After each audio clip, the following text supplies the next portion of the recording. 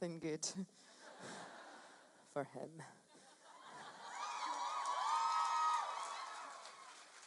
Thank you very much. Thank you for your question. Can I get a hug?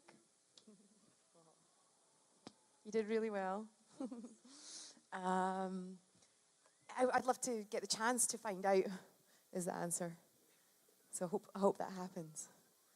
Who knows? Who knows? I was quite excited the other when it was being tweeted about and stuff. I was like, yeah, it was exciting. So I'm excited to see what happens between them. Hi, guys. Did you give away a lot of stolen stuff there, Ruth? I didn't give away too much. I actually got more back in chocolate. So it was a really good panel as far as I'm concerned. Right, so you took stolen stuff, gave it out, got chocolate returned that now you'll sell on the open market for a profit. No, I keep it all for myself. And I've got this naughty hand sanitizer. Michael? What makes it naughty? It's red. Slightly looby looking, I think. By the way, he's like... Slightly looby looking. I tell you what, that's not what you want to see on your Tinder profile. 5'8", business professional, slightly looby looking. Do you want to keep it? Wow. Let's just keep playing the porno version of Black Magic Woman as she leaves the stage. Ladies and gentlemen, you know her, you love her, you got stolen stuff from her. Ruth Connell. She's a black magic woman. She's a black magic woman. And she likes to steal stuff. She's a black magic woman that is so blind that I can't see. Gonna get arrested for robbing hotels. But she's a black magic woman and she's gonna make a devil of me. And Mike and Billy and Steve and Rich. Bobo, Richard. This show, you know this. I don't have to tell you this. I'm not telling you anything you don't know. Okay. This convention, these panels run like a well-oiled machine. They really do. Except right now. Right. This is the one weird part. Yeah, awkward changeover. The weird transition. We have not worked it out. We've never done it right. And we're not going to do it right today. Correct. Ladies and gentlemen, we'll be right back.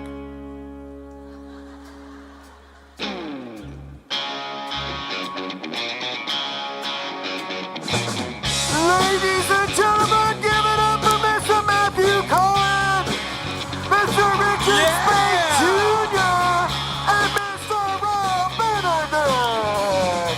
3, it's a magic number. Yeah, it is. It's a magic number. 3, it's a magic number. Yeah, it is. It's a magic number.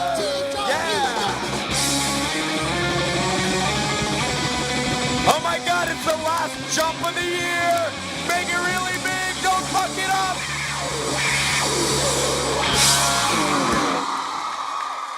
Hold on a second. I'm so glad that's over. We survived. I was looking at the audience when that happened. And so was that you saying, oh my gosh, it's the last jump of the year? Yeah. Yes. Okay, for a split second I thought it was you. And I was like, oh, look at Robbie. Yeah, last jump of the year. And then you go, make it big, don't fuck it up. I'm like, wow, Robbie. No, that was me too. It's really harsh. I didn't say anything. I was holding that chair for dear life. Now, he said it all. But hey, you made it through 2017, Matt. You survived. Man, it's a good thing. That's I've never seen this panel before. What do you guys do? Well, nothing. Can I watch? Can It's I say embarrassing. this is a sideshow, a circus of sorts. The band sprains their ankle to get off stage. It's awkward. That's She like thinks we just do nothing backstage. We just, Well, because like, you know, you and I are on stage so much, Robbie. Right. We come up and then it's like they're excited to see Matt. right. jump And off you and the I are chair. basically like Matt's bodyguards. That's true. It's true. I'm here, guys. Good news. You've seen them all weekend long. I'm excited. You had some Rob on Friday and some Rich on Friday, and now you get Matt on Saturday. And Yeah. Yeah. It's Matter Day. a bunch of other people are here Matter Day. today. Matter Day. Matter Day. You and I are like, Rich stay and Rob stay. They don't work. That's why we don't have our own day. That's It really the works though, right? But you made it through 2017 without spraining anything, Yeah, jumping off that chair. Like how it was like that's like my 16th jump of the year. I feel like, or 17. How many did we do? Do you know? Oh, brother. So many. I don't even know. So many. I don't even know. I feel like this is the same conversation we've had 13 times looking at each other. Well, it's funny too because we're not quite in San Francisco. We're in Burlingame. Burlingame. We're quite outside the city of San Francisco. So every morning this weekend, we've been here since Wednesday. I've woken up and gone, wait, where are we? Because it doesn't. You don't look out and see the Golden Gate Bridge. You know? You See the airport and water. Yeah. And I look down and in my hotel room, there's like a little magazine that says San Francisco. I'm like, oh, right. We're somewhere near that. Yeah. We're nearish San Francisco. I love San Francisco. I'll have to go someday. Did you, you got to go in the city last night. Did you went to North Beach? We went to North Beach, buddy. And you know what? At night, North Beach really turns on at night. Really? I mean, yeah, you really to appreciate it, I think you've got, which you took me years ago, you really got to appreciate it by night. It's amazing. All those little restaurants and went to, gelato place and, yeah, it was really great. What do you remember what street you were on? Do you remember where you were? No, but at one point we looked and a block down was your church that you talk about. Oh, okay. The Holy Church of Dick? Yeah. I didn't know they had it here. Yeah, there's a big awesome. statue of Big Rich to out have. front going, It's our home base. With a collection basket. yeah. Yeah, exactly. And a T-shirt. If you look at the collection basket, you'll see Ruth walking by and just taking things from it. It's just stealing. It was fun. It was good. That's awesome. Yeah. Well, I guess, this being our last panel of the year. We should not answer any questions. Exactly. We should do it So, different. sorry, everybody. No, I guess we should reverse our usual unhelpful approach and actually answer questions. So here we go. We're going to start. Let's start. All right, you. Hi. Hi. I was wondering, what's your favorite aspect of all your characters on Supernatural? Favorite aspect of all our characters on Supernatural?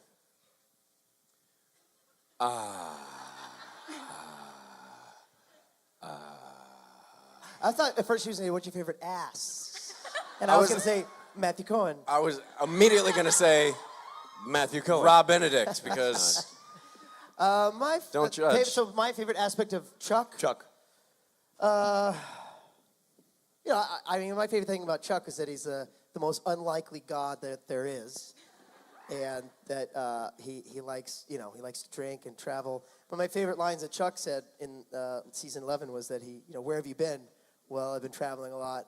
Started a blog, and I had some boyfriends. I had some girlfriends. I thought that was a pretty cool aspect of Chuck that Robbie Thompson wrote in. So I would say that the bisexual God is. That is awesome. I'm quite proud of that. Right, that's one of those things that Supernatural does really well. It's a forward-thinking show. That's it's ahead of the curve on that.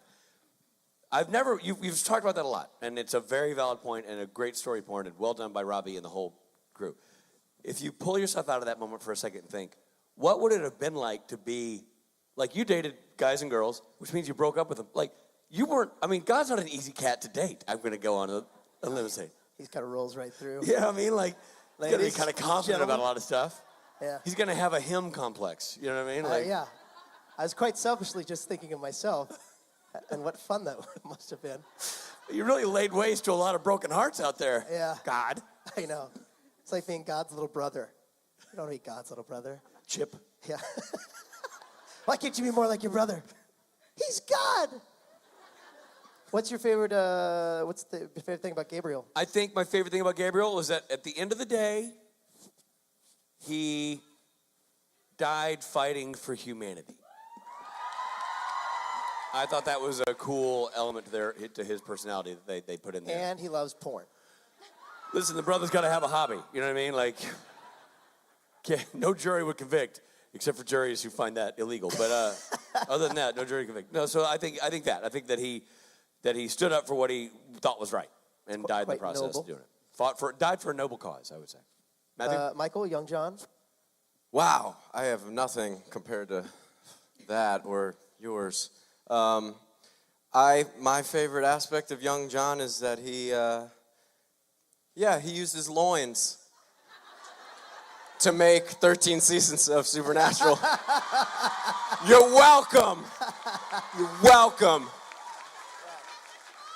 Thank you for that. That's pretty magic. That's pretty. You know what? Cohen 1. Yeah, Cohen Speight won that Benedict one. 0. Round one goes to Cohen. Thank you for your question. Thank you.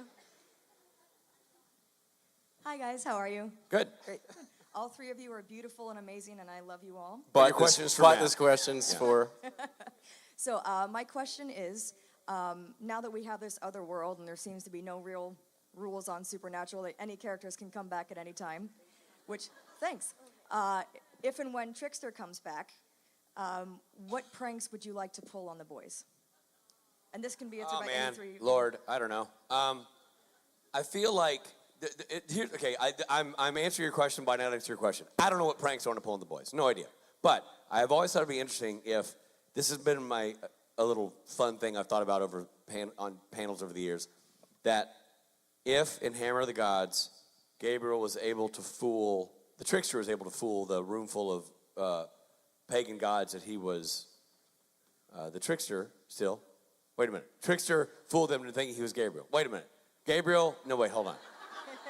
This sounds like supernatural. Gabriel still was in the trickster had taken, wait, hold on, wait, now I'm confused. I haven't seen the show in a while. Hold on.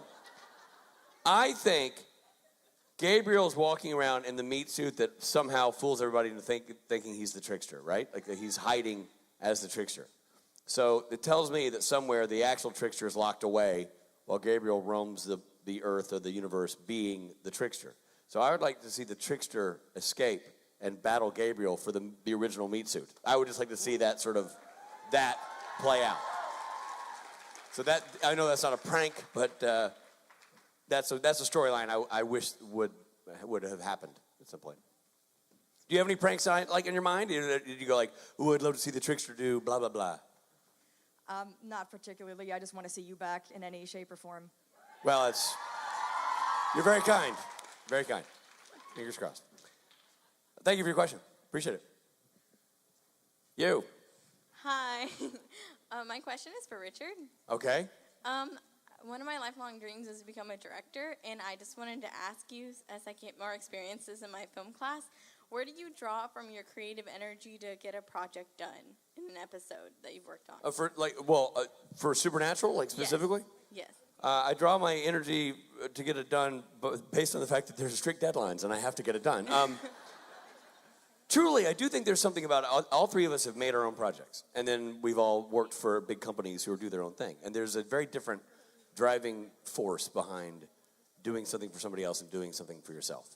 And so when you're making your own project, when I made my own short films, and I was petrified doing that when I was a younger guy, great advice from other film school buddies was set the date, hire the crew, or invite your buddies to be the crew, whatever it's going to be, and set the date and arrange that that's the date you're going to start. And build everything backwards from there. Because if you keep waiting for everything to be perfect, the situation to be perfect, the script to be perfect, everything to be perfect, you will never shoot anything. That's just the way it works. Because there'll always be a problem. Filmmaking is rife with problems, and what you do is you fix them and shoot the story the best way you can at the time. So if you're talking about making your own project, you set a deadline. That's when I'm shooting. You know, there's something motivating about having 20 people in your living room going, what are we doing? I mean, you certainly got to have a plan at that point. And I think that was a big driving force for me for executing a lot of the short films. I don't know if that was your experience with the sidekick, if that helped. But like that was one thing that really helped me, was just to draw a line in the sand and say, I'm having a crew show up at my house, so I better be ready to shoot for my own project. In terms of Supernatural, you know, obviously on a very tight schedule. You know, it's all preordained when you'll be shooting and how many days you'll be shooting and how much prep you have. So you just have to work your face off within the framework of that, you know, schedule to be sure that you get everything you need done, because once that time elapses, there's nothing else you can do. So it's very, very much about being creative while balancing time management. And you have a very seasoned crew of people who help you do that and do what they do very well at the highest level. But your job as a director is to come in, and as experimental as you want to be and as interesting as you want to shoot it, that's all neat. But if you don't get all the scenes shot, you don't have an episode. So you have to be very judicious in how you decide to shoot your show, because there are larger things at play than just, I have 8 days. You have 8 days, but you have 8 days, a limited number of hours. You don't have the actors every day. You have to be very specific about how you schedule everything and run it like a business. And when you do that, then you can have fun within that framework, but you have to approach it with a very specific time management discipline. Thank you so much. Thank you. Good luck with everything. Looks like you also have a great career as a doctor / Castiel happening. Dr. Yell? No, it's Crazy Cast mixed with Leviathan Cast, because, like, I just didn't have the rest of the costume. Right, so good. I Well, did my own thing. I love it. It looks great. Thank you. Great. Thank you. You're welcome. Good stuff. Great talk. Hi. Hello. So my question is, well, in general for all of you, but it's mainly directed at Matt.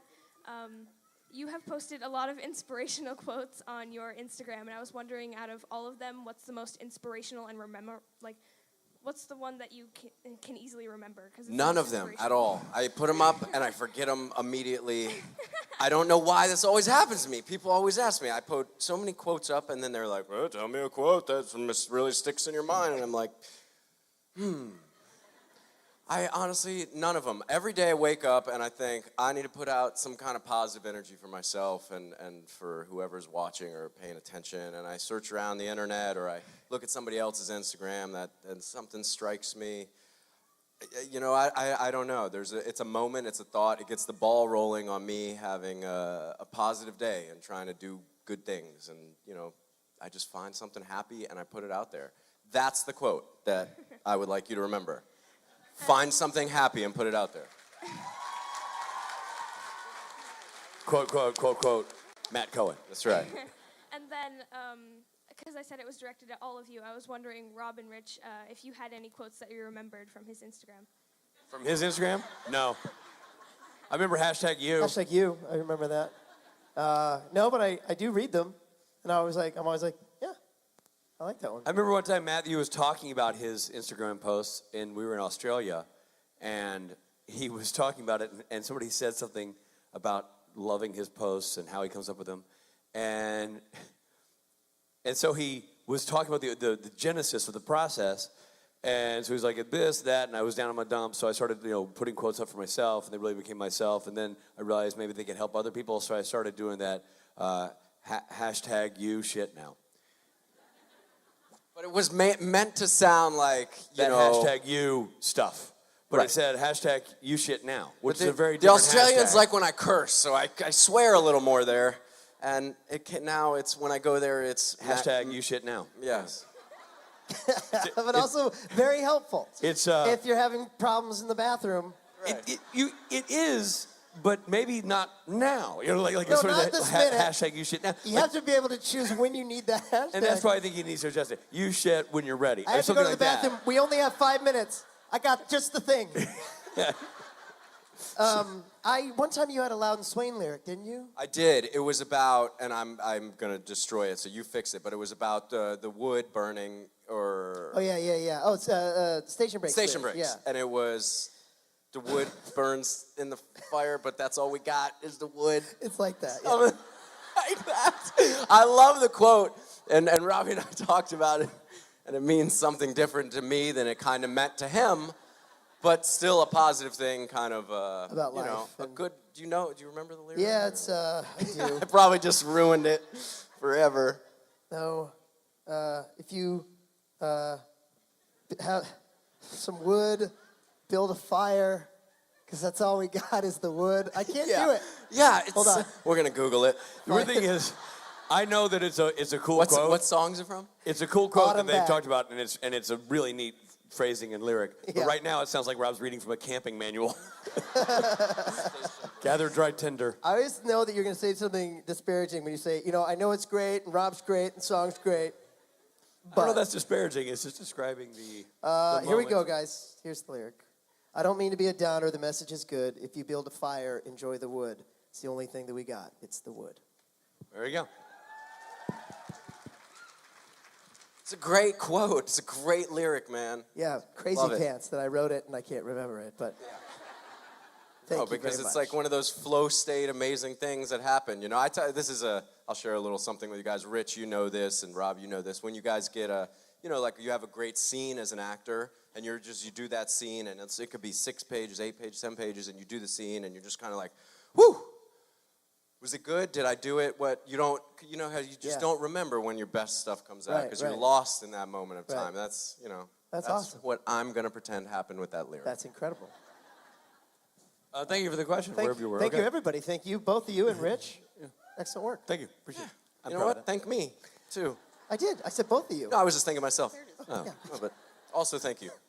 Hashtag you shit now. Hashtag thank you shit now. All right, you. now. Yes, I wanted to know if there was a story on how Jim Beaver, Kim Rhodes, and all y'all ended up on Criminal Minds Beyond Borders, and if you got to jam with Gary Sinise while you were there. No, we didn't jam with Gary Sinise, but we all ended up on that show because Adam Glass was a writer on Supernatural, went over to Criminal Minds and was the showrunner, and put us all on the show. I think it was you, me, Kim Rhodes, Jim Beaver. I think Osric ended up doing an episode. Matthew Cohen did a bunch of episodes. Gil was in season 1, I believe. Yeah. So it was solely because Adam Glass is a mensch. And He wrote for Supernatural for several years, and he really loves the show, and he loves us, and he's just such a nice dude. And and he, called each of us sort of separately and said, "Hey, I'm gonna have you on the show. This is who you're gonna play." We're like, "Fantastic." yeah, it was awesome. We didn't jam with Sinise, like play music, but we talk, if jam means just talk to, we did that. He's a super nice guy. Well, no, he's, the Lieutenant Dan Band. So. He's Lieutenant Dan Band, yeah, totally. Yeah, we didn't get there, but we talked to him. A lot of times on those shows, the leads on those shows go through so many guest stars that they're just like, whatever. But like, he actually took the time to say, "Hey, thanks for doing the show. You're doing great work," that kind of thing. Very He's friendly a guy. great guy. And Very so friendly Adam guy. Glass, too, the same thing. Just kind of brought us all over, and it became, mini Supernatural / Criminal Minds. I thought it was a great idea. Yeah, there's some people who were on that show in post-production, like Todd Aronauer and some other people went with Adam to do that show as well. So he really utilized that Supernatural family. Thank you. Thank you. Hello. Hi. Since Gil kept avoiding the question, what are your guys' favorite dance moves? Sitting on the wall watching other people dance. That's my favorite dance move. My go-to is the Running Man. Do it. I haven't done it in a long time. It dates me. Well, I'm gonna do got mine this. with you, since my favorite dance is the jerk, and it's kind of just the opposite direction of the running man. the jerk. Do you guys remember? Let's not rekindle the flame. Forgot about Let's just calm it down. Put the smile away, Rich. Let the wheels stop turning. We're not doing it. And Robbie and I doing our dance moves. Woo! Doesn't feel the same. Every year I get older, I feel like I move less and less. Like Well, it I used feel to be. like I'm Belle Biv DeVoe all over again. all three of them. All three of them. I had forgotten. I'm not gonna bring the jerk back to the Why the are fold we even here. talking about it? But you brought it up. I finished it up. There was back in the early days of karaoke when Matt and I were playing to very small rooms and desperate to keep the energy going. Matt used to do the jerk, but at every solo, we didn't have Moose Knuckle Alley for people to run down and do fives. Every solo, and it could be a quick 4-bar thing or, Bohemian Rhapsody with a long, instrumental break. Matt had to do the jerk all over the stage. He would just, and Rich really loved that bit. Yeah, because I would say, now Matt's going to jerk it on stage, and that was the joke. And now here goes Matt to jerk it. Well, and then when I came back and started sort of accompanying you guys, you had a lot, the big crowd, karaoke was a big thing. And it was just phasing out because Matt was like, no more. But I was trying to be in with the cool dude, so I was like, Matt, jerk it! Matt was like, it's not happening, Robbie, so. That was so funny. It's actually Aldous Hodge's fault. Did we all know Aldous Hodge, everybody out here? By the way, he's just booked a huge show opposite Kevin Bacon. I don't know why, I read it somewhere. But one day I was in my hotel room. Aldous Hodge was the first Q&A on a Saturday, and I got a phone call to my hotel from my handler, and she was like, Aldous just called you out on stage right now, says he needs you to come down and dance. So that's what happened. I got called out by Aldous Hodge, and he taught me how to jerk it all over the stage. Thank you, Aldous. There you go. America thanks you. Was this a question we just answered? What Yeah, happened yeah, in what's your here? favorite dance move? Oh, right. Thank you for your question. It's been a long year. Thank you. You. Hi. Hi. So the Saturday Night Special is my first concert ever. So I was wondering what your guys' first concert experiences were. Rick Springfield. With the motels opening Oh, up that's cool. suddenly last summer. Where?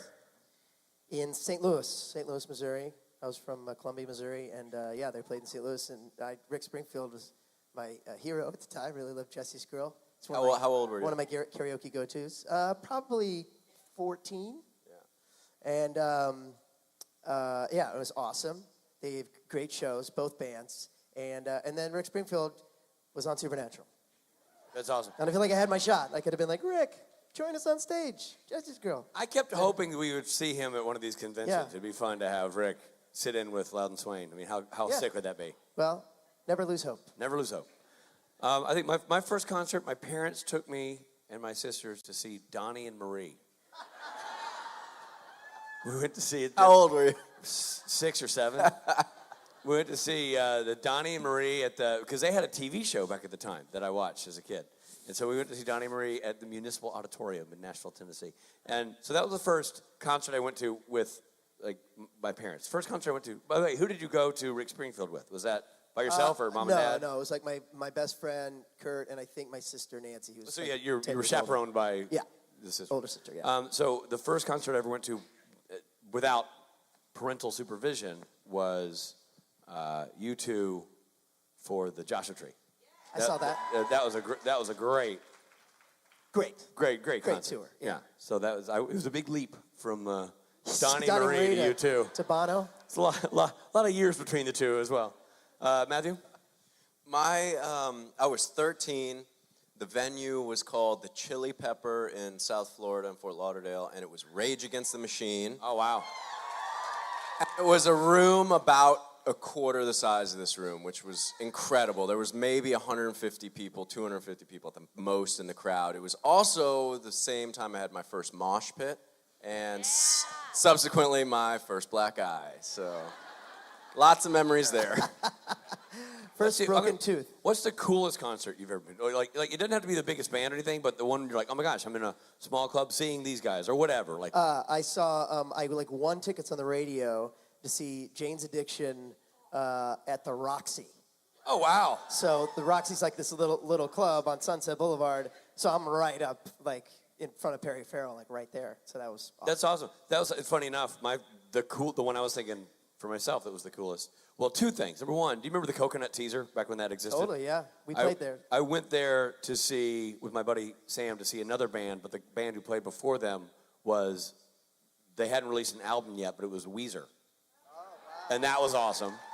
And then I went to the Palladium. Palladium is one that I think is just open, no seats, right? Yeah, that one. And I saw Pixies, Primus, Jane's Addiction. That was the lineup. Wow. That was a fantastic lineup. Incredible. It's kind of cool to remember those, moments. You get to see There those was a bands. tour in like 1992 that I didn't see, but it was the tour was Smashing Pumpkins. No, it was Red Hot Chili Peppers was the headliner. Smashing Pumpkins and Pearl Jam. This was a tour. Holy it wasn't like a cow. Lollapalooza thing. It was like a smaller tour thing. Smashing Pumpkins and Pearl Jam were unknown, but that was the lineup. Can you imagine? Can you imagine seeing that tour in a small club? And I know it's a giant, it's a huge, stadium concert. But one of the coolest concerts I ever saw, bar none, was the Rolling Stones Steel Wheels tour, because it was the last time they played with their original bass player Bill Wyman. He left the band after that, so it was the last sort of original lineup before he took off to get out of music. And the lineup was Living Colour, who I loved at the time, Guns N' Roses, Rolling Stones. And that was an unbelievable concert. Unbelievable. Matthew? I recently, last 3 years ago, got to see the XX at the Hollywood Bowl. It was amazing. I'm a big fan of that kind of style of music at this stage of my life, and that was my first time at the Hollywood Bowl. Oh, Hollywood Bowl is amazing. It's a great venue. So good, and it's just the guy and the girl, and it's the lasers and all sorts of weird, drugged out, spacey stuff. I saw them Really at cool. Coachella. They're great. So good. Thank you for the question. Thank you. Appreciate it. You. Hi. I just wanted to say thanks for being my prom date last year, Rob. No problem. My pleasure. It's a great time. My question is for Matt and Rich. It was So obviously a really great time. Sounds like that prom went fantastic. It was awesome. It was awesome. Yeah. So I am going to JibCon, and I have a problem. I'm absolutely terrified of airplanes. Like, I can't even listen to a roar of an engine without freaking out. So I know that you guys have talked about having to travel a lot and having like a lot of like anxiety with that. Do you guys have any tips? Because I'm kind of afraid to fly over the ocean. I do have a tip, and I think this will solve all your problems. Fly with Rob Benedict. No. It's Rob Benedict is the don't be fooled by his sort of aw shucks demeanor. On an airplane, he's confident, he's dialed in, he's relaxed. He's never been more like on point than on an airplane. I'm very un-Rob Benedict. Yeah, so you fly with Rob, and you figure like, well, you know, if this is Rob's got it. Like, you know, you feel like you're in good hands. If Rob's not freaking out, there's nothing to freak out about. You kind of get like that whole like Tom Cruise airplane movie thing when you're with Rob. You know, he's so calm and like you're like, oh, something. If somebody tries to take over this plane, everybody's gonna be like, sit down, Rob's got it, and he's just run up the thing and take out his tactical pen and shank a guy in the neck and jump out the window with the whole. Anybody know how to fly a plane? Yeah. I do. It's like, everybody calm down, and I need a Bloody Mary. I'll be in the front. I'm going to tell you something, though. Nailing it. When you fly with Rob, because not if, when, I'm sure you will. You guys went to prom. It can only go up from here. He gets real squirrely when you start removing his headphones to talk to him. He's really weird about that. Yeah, just a couple of words of advice. If we do fly together and you're afraid of flying, just take it from my energy that everything's going to be okay. You don't need to tap me on the shoulder every time there's turbulence, like this guy does. I'm halfway through a movie, and he reaches over and presses pause on my movie. And then goes, what are you watching? That's when he's nervous, he starts bugging me, like he can't just be by himself. So he's like, what are you watching? Is it good? And it just takes one little, like, Did you feel that? I'm like, yeah, it's turbulence. He's like, yeah, you know what this is? That's what he does every time. He's like, no, Rich, it was just a cloud. There's clouds in the sky. You fly right through. By the way, you stand down, sir, because you are a mess on an airplane. I am not listening to you. Rich and I, together on an airplane, the worst day of both of our lives. I flew with Matthew early on before I knew Matt was a nervous flyer. So Matt was in the middle, I was in the window. And we both have headphones, kind of watching our thing. And there'd be a little bump, and we'd both go, Phoop, yeah, at the window. That's the other thing. He has to have the window open every time there's turbulence. He opens up and it's white. You can't see anything. It's a cloud. We're in a cloud. That's why there's turbulence. And of course, I can't watch the movie because I am blinded. Like, oh, Jesus. That's why I hit pause for you. It's awful when I'm next to the window and he reaches over and like knocks me in the face. Sorry. It's crazy. Yeah, but it wouldn't kill you to take the headphones off. Do you know what he's looking for? He's looking for the same thing I was looking for when I was previously scared of flying. On the wing? Yes! Attacking the engine like a... just looking back at you, and Rich is like, oh, God! Yeah. It's gonna be all right. It's gonna be all right. Yeah. That's the same thing I used to doesn't look ever for. happen, ever. Oh, not yet, but when it does happen, But you're going I'm to gonna look at me knock and on you're gonna wood. go, thank you, Rich. Thank you for pausing my movie. And for putting my headphone on my eye. Because I will say one of the great joys I have is once I remove the headphone and he looks at me, if I let it go, it goes poof. Yeah. On Snaps his it eye. back in my face. That really happens. One of the worst times that we flew, besides the classic story, when we flew back from Australia to Los Angeles, and I was getting sick, and we were all three sitting together, and you were so upset that I was getting sick, you did not want to get sick. You put the the blanket over your head. I was in the middle. We were in the three seats, and it was Rich and Matt and Rob. And I like to, take an Ambien and go to sleep when we're on a plane for 15 hours. But these two over here have things to say to each other, and it's just like, germs, germs, germs, germs. And so I'm just wrap myself up so it's nothing but my eyes, and I'm like, I'm going to sleep. And I woke up sick. So, no big deal. Here we are. Oh, Rob, he's exaggerating. It was totally exaggerated. I know. We were... Does anybody have a vitamin C packet or some hand sanitizer I could drink? Anyway, so answer your question in all seriousness, fly with Rob. Is that You. an option? Hi. Hi. So I want to say, Rob, I love you and you're my favorite. Thank you. But my question's for Rich. Thought for sure this is going to Matt. Yes. Nothing for me. I'm not even your second favorite. I'll go stand back here, but just a consideration would have been nice. What advice would you give to someone who wants to get into directing? You know what? Enough is enough with the directing, schmecting nonsense. He's good at it. He's got advice. Can you ask him to summarize it when he answers your question? Just to make it quick. Here's my advice.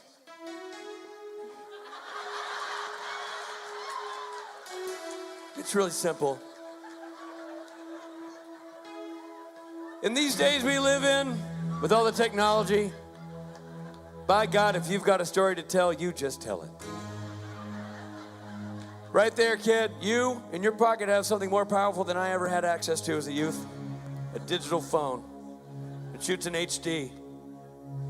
You've got a GoPro on your shoulder. It's flashing right now. You've got more technology on you right now than my entire house had. More technology. When I was growing up. So if you want to direct, you take out that phone, take out that GoPro, write yourself a script, get your friends together and start shooting. And use your laptop to edit it. It's all at your fingertips. All you have to do is motivate yourself. And be horrified. To tell those stories. Stories. Cut them together. Together. Put them on the web for the audience. On the web. It's all right there at your fingertips. Right in front the of only thing your stopping you from making a movie? You. You. So don't let you stop you. Thank you. You're welcome. That's awesome. That's a very special episode of the really Robin was. Rich and Matt panel. I got kind of choked up. Especially when it got scary. I was like, ooh. You remember my shaky fingers went blah, blah. All right, young lady. Hi, guys. My thing is actually for Rich. Rich, in case... It's that kind of day, guys. Should It's we one of use those, a Matt. different sound It's this one of time? those. Sorry. In case you can't see my shirt, I am actually here for Tim Omenson. Okay, great. Timmy? Yes, and I was wondering if you wouldn't mind sharing a story about him. Sharing a story about Tim? Yeah. Well, just briefly update you guys on Tim Amundsen. Long time. I've known Tim since we were 18. We guys have known him for a decade as a group. Great friend, and Tim is doing great, but Tim suffered, in February, he suffered a stroke. And so he had a very serious stroke, very intense stroke that involved surgery and a lot of rehab. He's doing great. He's kicking ass and taking names. But he is wisely not putting himself out on the road during this period. He is staying home and rehabbing and getting his body back to where it needs to be before he joins us on the circuit again, which hopefully will be soon in 2018. He is, by the way, just if you don't follow Tim on Twitter, please do, and tweet him fun, goofy messages. Because he spends a lot of time on his phone reading messages from people and whatnot, and it really, when he's out, he's no longer on the circuit with us for this time period. He enjoys hearing stories from the road and goofy photos and all that fun stuff. So if you have a spare moment while you're here, definitely shoot Tim a text or a tweet. Stories about Tim Amundsen. One of my favorites that then Rob Benedict and I immortalized in a show we call Kings of Con. So the role played by Josh Myers was based on Tim Amundsen and written for Tim Amundsen. And because we were all in Vegas, because Tim's thing, Tim's hello, Richard, is how Tim was when we were 18. Tim is we're, all Americans. He's Elizabethan. He truly was. Methinks. Yeah. Hockey. I'm hungry. He's just that guy. So Shall we get Burger King? The ascot and the whole nine. That's just who Tim is. And so we were all in Vegas, and we were at a big table. And for whatever reason, Tim just had a conniption fit over the au gratin potatoes. And he just went to town on them. And he's just like, oh, these are heaven. Each spoonful is delight. And he's screaming on his plate. We're like, help yourself to the potatoes, Tim. And then afterwards, so we introduced him on stage as Timmy O'Gratin because we'd always called him Timmy O was his nickname. Timmy O'Gratin. And he was like, well, a normal guy would be mad because Tim is Elizabethan. He was incensed. I resent that moniker. He slapped me with his scarf.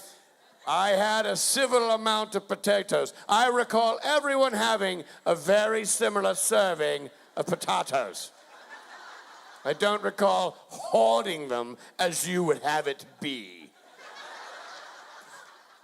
And we're like, I don't know, Timmy, really, pretty much an empty platter went around after the stop. He was like, oh, you think you're so droll.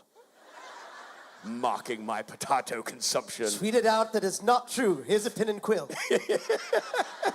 Now give it to the bird and they shall tweet it. Truly, Tim is hilarious. And the other great Tim thing, if you haven't seen this, I think it still exists on the web, but we did a great, when we were doing the crowdfunding for Kings of Con, Tim was gracious enough to do a little video with Rob and me in the parking lot of a grocery store where it looked like we were stalking him and trying to get him to do our show. And it is worth watching because it's so freaking funny. And he gives us the finger and tries to hit us with his car. It's great. Tim's, I know Tim since we were 18, and then had the great fortune of working with him on Jericho, which was awesome because here we are reunited there. And then when he joined the Supernatural family, it was just the best because he fits right in here with all these goofballs we play with, and you people get him. You understand. He's just an awesome human being and a force to be reckoned with. And I will say it's been really great. Not that you would wish bad health on anybody, but it's been very fortunate that in Tim's universe, Supernatural came in play because he had a stroke, and we happen to have a stroke survivor right here on our stage. So Rob has been just a great friend and ally and asset to Tim this entire time. Thank you for doing all that.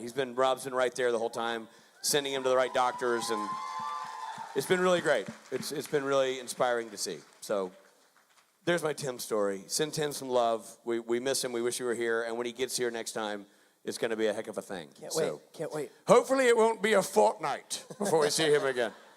Thank you very much. Thank you, guys. All right, you. Hi. I was wondering, Rich and Rob, what it was like to work together on the Criminal Minds Beyond Borders episode. And Matt, what was it like just working on the show? It was great for us. It was so fun. We've never worked together on prime time. No. Yeah. So it was great. One of the things I loved about it, and I think we commented at the time, we were just finishing Kings of Con, that we were in charge of everything. So it was nonstop, awesome work, but nonstop work. It was everything from writing it to producing it to directing it to editing it to the working in distribution and marketing, everything. So to go to a job where all we had to do was show up and act was fantastic. And they threw in some like Easter eggs about Kings of Con in there, and that was fun. It was really cool. It was a relaxing delight. It was really, really cool. And just funny, it's funny. It's almost really like as a little kid, you want to be an actor because you could do the crazy, run, grab this, save yourself. And there was we definitely had that moment where you're dying, and you're like, save yourself, I'll never leave you, do it. Do that kind of acting. Yeah, which is so fun. It's always really I took funny. a machete for you. Yeah, totally. Just go. I remember there's one scene, I don't remember where it was in the episode, but you guys were at a bar sitting next to each other, and I probably told you this, but I had an immediate flashback to the Kings of Con scene we filmed in NoHo. Yeah. It was the same beat, except these different characters you were playing, and for me, I was like, oh, here we go, there's something funny. Wait, is this a drama? Yeah. It was oddly similar, though. These guys really care about each other. This is undeniable chemistry right here happening on television. And I played Robbie. Robbie. My character's named Robbie. Yeah. And then at the end, I named my baby after you, Robbie. Robbie. I thought it's a great name. I saved on my on my laptop on the home screen. Just one day I got called to set. Robbie's character lives, and he has a couple more scenes than I do. But one day I had to go to set because I was a body. And so it describes, when on a call sheet, it'll describe what they need. It'll say Rob Benedict, and it'll say armed with his sidearm and his badge, explain to sheriff. It'll sort of be there. So mine, it said, Richard Speight Jr., and in parentheses, dead, shirtless. Heavy-duty acting that day, dead and shirtless. That's what it'll say on the tombstone. Matthew, what about you? You actually had more to do. You got to... Yeah, I mean, it was amazing. That project, like Supernatural, are pretty much one of two projects. I guess Kings of Con's in there now that I've gotten to be clothed on, so it was cool. And specifically, working on Criminal Minds, I was, for entire episode in which I was in every scene, I was covered except for my eyes. So, you know, when you're constantly auditioning for like, hey, I'm the shirtless guy, you want to touch my abs? Like, it's nice to do something else, and it's nice to just speak with your mouth and your eyes and let that try to tell the story rather than, you know, Bottom. your chest, your bottom. What about, and then you had I like you said shirtless and you went to bottom. I'm sorry, I didn't even know what we were talking about. Matt's bottom. I couldn't help it. I was just thinking about your bottom. It's okay. It'll do that to when you. you were undercover and you had the mustache. Yeah, and the all that, beard it's and all great that looking, stuff was. The bandana over your head. Yeah, I just felt so cool. Yeah. That was like the best, one of the best. You got to play young Gary. Yeah, Gary Sinise's kid, and so you know, I got to just hang out with Gary Sinise for a couple weeks, and that was awesome. He's a great dude. He does a tremendous amount of amazing charity work for veterans, and the stuff that he's doing. I mean, he'll charter planes once a month and take handicapped veterans all over the place. Disney World, take their family. He builds houses for vets that have, you know, lost all their limbs. He builds fully functional houses so they can live by themselves, and these men and women can take care of their family. It's such a positive dude. I felt so lucky to be a part of that. I felt so lucky that all my best friends were a part of it. It just was such a great experience. It's sad it's gone. It's sad it was short-lived, but it's a cherished memory for sure. It's awesome. Ladies and gentlemen, that's our time on stage. Thank you you. so much. Matthew Cohen, everybody. Rob Benedict. Richard Speight Jr. Thank you, everybody. We'll see you later, boys. Merry Christmas. It's a magic number. Yeah, it's magic.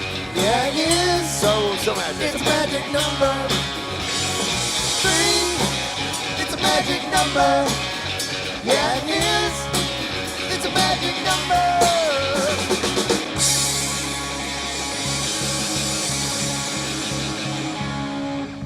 You missed Mike Gate. The mic almost took out Billy Moran back here. Yeah. I don't know what happened, Billy. Who do we fire? Yeah, I don't know. Sorry. We got to work on that. So, ladies and gentlemen, as you stampede for the exits, know this. Some things are fun and lighthearted, and other things are not. For example, the next thing we're introducing, it's really more of a death match. It is really it's a head-to-head competition. There's no fun involved. Costume contest. Damn right it is. A full contact sport. It's a costume contest. Somebody's gonna die. And here to pronounce your death sentence, Adam Malin, everybody. There he is. Do you like it yet, Adam? It doesn't rhyme. Exactly. It's a contact sport. Somebody's going to die. That's You've correct. got to just come up with a word that rhymes with sport. Okay, That's called songwriting. How about song contest? Full contact sport is a costume contest. Somebody's gonna die. Diort. Or it at least has alliteration. We'll take it back to the lab. Okay, very good. All right, thanks Adam so much. Mann, everybody. Let's hear it for these guys. Come on. The Swain family and Rich. Okay, we're going to let the room ventilate. We'll bring the lights back on. We got some amazing costumes out there in this last costume competition of the year, I'm sorry to say, or happy to say. It's hard to say. But how many of you